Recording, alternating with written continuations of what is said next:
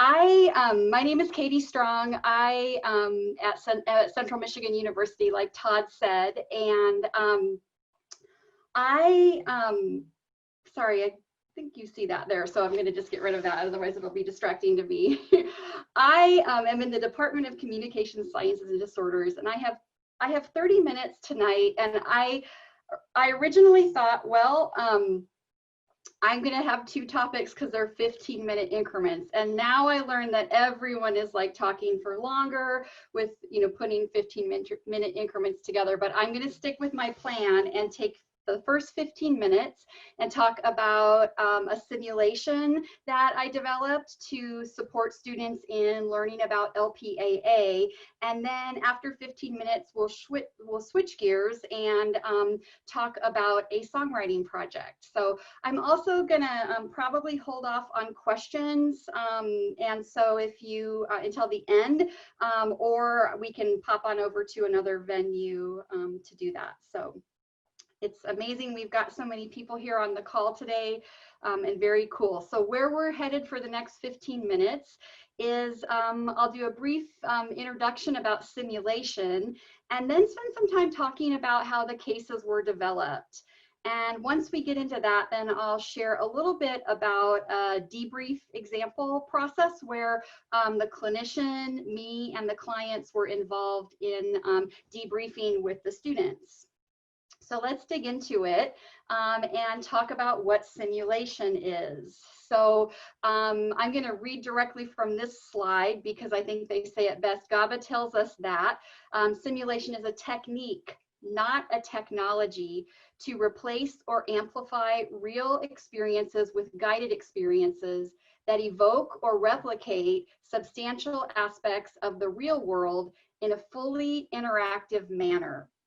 So what we're talking about is simulations. There are different types of simulations, and I'm going to give a shout out to the Council of Academic Programs and Communication Sciences and Disorders. They created this best practice ebook last year about simulations. It's accessible on the link above, and we can make that available later. But there are different types of simulations, and tonight I'm really going to focus on computer-based simulations. So essentially, a computer-based simulation is a virtual client. They model real-life processes on a computer, and the great thing about these simulations is that the experience is controlled by the student. So they can stop, start, and restart as many times as they like.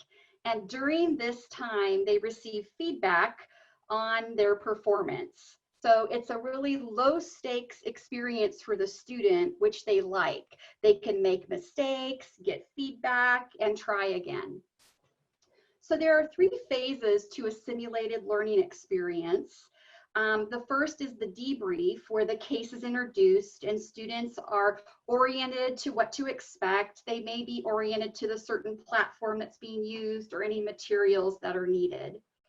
Then comes the scenario or the case, the real meat of the simulation. And this includes also pre-established learning objectives. And then finally, a debrief, which is essentially an opportunity to talk through the case. And it's actually probably the most critical learning experience for students. And it's led by a an experienced facilitator who also is familiar with the case. So that's important. So what I want to talk about a little bit is that simulation isn't just having students hang out at a computer and do cases. Simulations are thoughtful in design and incorporate these principles highlighted here, such as deliberate practice in a safe environment, expert instructors guiding them through the case, experiences that are representative of real life, and experiences that are learner-centered. Now, simulation has been around for a long time, and more recently in CSD, but in the US anyway, in the last couple of years, ASHA has recently added in simulation as direct contact hours for certification. And so it's become more of interest to CSD faculty than it perhaps was in the past. I think also technology is improving, but also simulation has become even more of interest in COVID-19 when students were being pulled from placement sites and were in jeopardy of not graduating on time because they were short on competencies and hours. And I know all of us on the call are fully aware of that. I wanted to share my motivation for developing simulated cases. I've been using simulation for the past 7 or 8 years in the classroom, but with cases that were developed by others. I was really interested in having my own cases that addressed clinical knowledge and skills that I wanted to showcase for my students. And in combination with this, as an active member of Aphasia Access, I knew that a goal of the organization was to make available classroom materials that supported the LPAA values, or maybe I should say LPA, but LPAA values to faculty who were teaching about aphasia. So Simucase is, in my opinion, the premier provider of simulation learning and speech pathology in the US. And Simucase is kind of like a textbook, or that's how I think of it. So it's free for faculty, but students pay a subscription fee. Currently, there are 76 simulations available in Simucase for speech language pathology. And before I developed my cases, they had assessment cases for aphasia, but none for treatment. So I wanted to spend a little bit of time talking about the process, or my process, I guess I should say, for developing these simulation cases. A lot of thought and behind the scene work goes into creating a case. And it can actually take up to 6 months to develop one case, depending on the variables. Step one was developing a relationship with the Simucase team. And as I stated before, I've used Simucase previously in courses. I've had representatives Zoom into my classroom to train students on how to use their product. And I also had previously developed an assessment case for a client with TBI with a colleague, Amanda Lake, who's actually on the call tonight. So I was familiar with this process. But when I learned that Simucase was adding on treatment cases, I reached out to Simucase, Katie Ondo, and her colleagues to see if we could partner, because I felt like I wanted to have an opportunity to showcase some LPAA in the simulated environment. So step two then is really identifying a client to partner with. I knew I wanted to target treatment cases of chronic aphasia, so I reached out to 2 clients who were coming to our university clinic. One was a former teacher, and the other had advocacy and awareness as part of their own goals, so it fit really well to do the cases. Step 3 was getting permissions from the client. They need to release former records from rehabilitation, give release for filming and those sorts of things. Step 4, though, is really where the bulk of the work starts to come on, where it's mapping out what I wanted the session to look like. Preparing the case history, what were students going to see, determining who the collaborators on the case might be, because students select collaborators, I'll show you that in a minute, selecting what the session objectives would be, etc. Step 5, filming the case. We shot the cases. I did 2 cases. We shot them a day apart to maximize the time of the photographer who came into town. It was about 4 to 6 hours of time for each case. So the client was on, we weren't on air the entire time, but we spent a good bulk of the day in front of the camera. And despite the length, we had a blast. Paul, the Simucase photographer, was fabulous, and everyone really had a good time. He helped us feel comfortable in front of the camera. Step 6 was also heavy workload. So once the film is in the can, then we have to determine what's used. So Simucase actually did a part of that heavy lifting and figured out like what was workable and what wasn't. But then I had to go in once we figured out what was going to be on film and determine what the data collection was, what types of questions to ask students to determine competency, if the client met the goals that were established, those sorts of things. And I have to say, overall, developing the case was a really enjoyable experience, but it does take about 40 to 60 hours of time as the collaborator to put one together. So I just wanted to show a couple of the filming cases because I wanted to, one, introduce the clients that are in my Simucases. This is Dan and his wife Cheryl, and you can see us here looking at some supports for his communication. And then this is Dawn, who is holding what he calls, quote unquote, his dumb phone because he didn't have a smartphone at the time, but he's now upgraded to a smartphone. I wanted to show this clip because I think it shows that we're having fun in this, and I wanted to also show that therapy could be fun and that there's a relationship that is developed between the clinician and the client. So what I'm going to show you here is the two cases that were developed, and these are screenshots from the Simucase, and a lot of my slides from here on out are going to be screenshots so that you can see a little bit about what the case looks like. So at the top we've got Dawn, who is a person who has chronic Broca's aphasia, and then Dan, whose case highlights working with someone who has chronic Wernicke's aphasia. So let's get into how the cases and show what we developed. So thinking back to those 3 simulation phases, if we start with the debrief, Simucase has embedded in it an intervention planning form for each case, where students can use this to plan to begin each session, check out the case, and as an instructor, you can use this as part of your pre-brief meeting. If we move into the scenario or the actual case, which is where the bulk of the content is here, I'd like to orient you to this screenshot because we're going to look at a few of these here. So up at the top, these wheels here, they call them progress wheels, and they show the students how they make progress. These fill up with color as students start to get more answers correct. So the goal for the students is to get the wheel to turn green, and that would indicate that they have met this 90% competency for the case.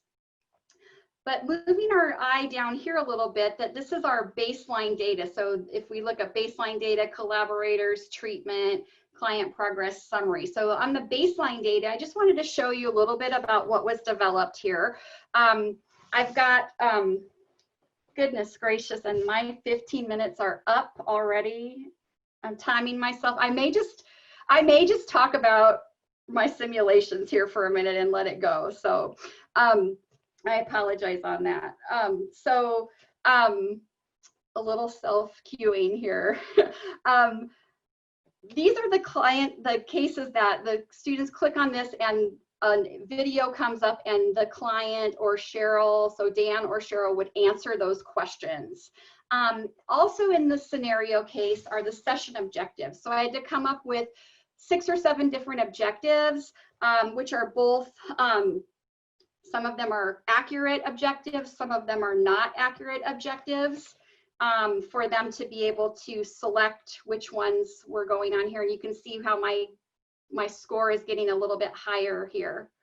One of the things that I really wanted to showcase tonight with so many people that are into LPAA in this is I wanted to be purposeful about highlighting live participation approach to aphasia in these cases. And so therefore in the collaborators section, among the collaborators, there's this resource library. And if students click on the resource library, for example, this live participation approach to aphasia, then they're going to get to this slide here that says, here's information on LPAA. here's the collaborator has sent you information on the clipboard, and the clipboard then sends me information here that targets information from ASHA on the statement of values of the future, and it also has Aphasia Access's link to the actual training videos. So we're actually turning students into those training videos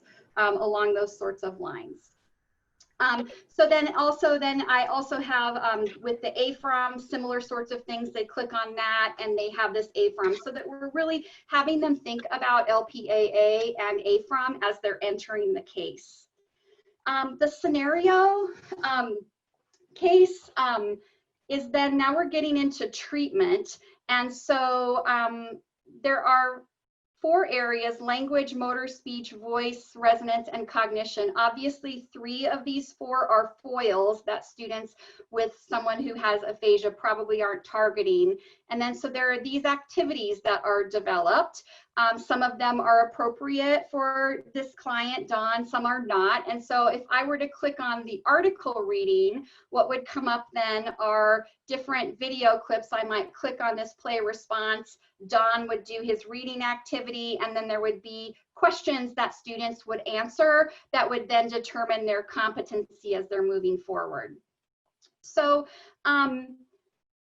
along those lines also, if we then move to the client progress, students have to, after they give the treatment, determine whether or not the client has met the objectives. So all of those objectives that were presented in the baseline data are also then here in the client progress with 3 different options.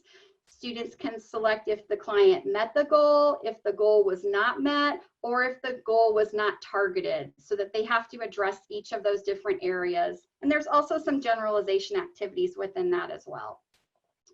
So finally, in the summary area, students determine kind of the overall impact of the session. I kind of think of this as, if we're thinking of a SOAP note, that it's the A and the P, or the assessment and the plan. And so there are different areas here where students would select how the performance was. So after the scenario is done, then Simucase has embedded in it debrief questions that faculty can use to support conversation about how the case actually went. So I wanted to share with you a little bit about why I think this is cool to share, because we're talking about how we're wanting to train people about life participation approach to aphasia, and I'm amazed at the number of hits that the cases have had. So both Dawn and Dan's case have been live for, Dan's has been live for a little bit longer, went live in late 2020, like in November, and Dawn's case went live in January, but we've had 16,000 different times someone has accessed the case, a student. So that could not, we're not talking about 16,000 students, but we're talking about students have accessed that case 16,000 times, and they have submitted a report. So they finished the case 8,000 times on each case. So to me, it's pretty amazing. And we tease Dan and Dawn that they do have superstar status. So I wanted to kind of talk a little bit about the debrief part here.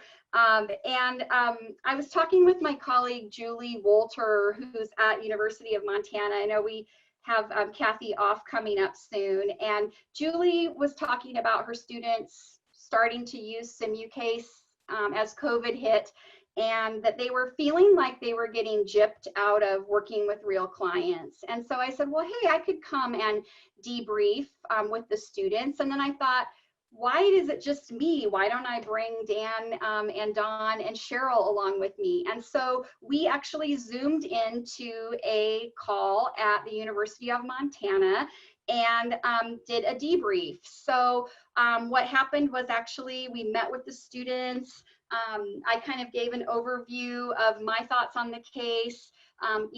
Dan, Dawn, and Cheryl provided some information. Actually, Dawn's wife was participating as well.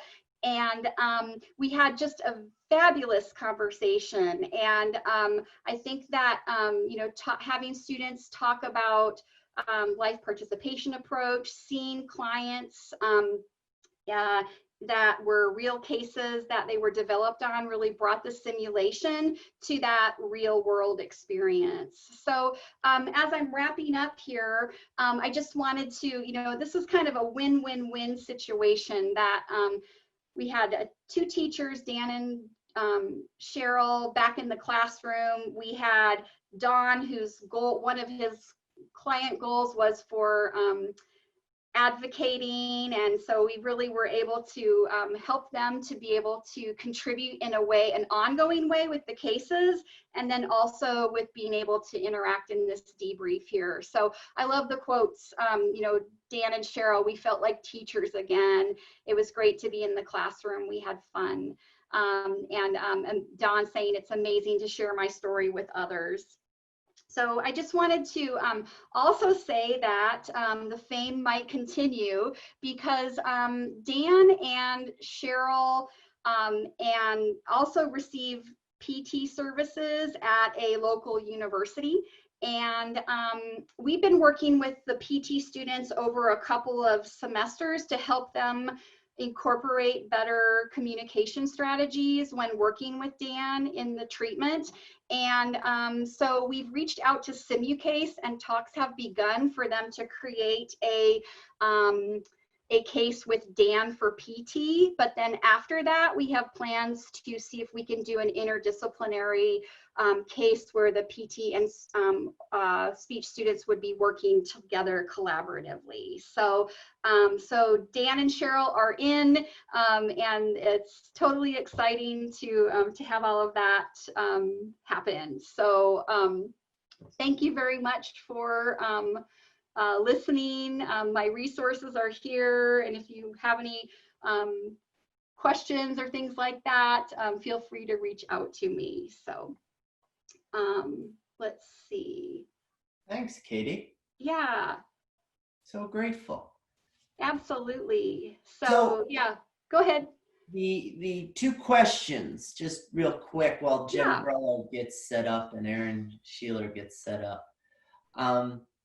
In all of this, is there one nugget you'd call out at this hour? Sometimes simplifying is probably good for some of us, just to make sure we don't forget the big truth in all of this. Yeah, I think don't be afraid to try new things and to partner with companies who may have a larger reach than you have individually as a faculty member, I think would be a big takeaway.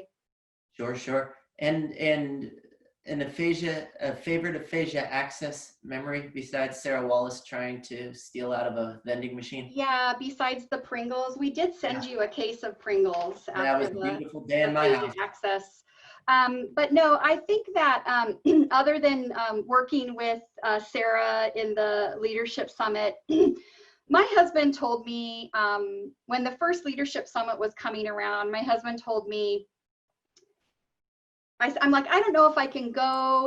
I'm really busy. There's lots happening. And he's like, Katie, it sounds like maybe, do you want to be like the person who heard that the Beatles were having their first concert, but you didn't go? Or do you want to be the person who was at the Beatles concert? And so I went at that first summit in Boston, and I just felt like I found my family, and it was just absolutely fantastic.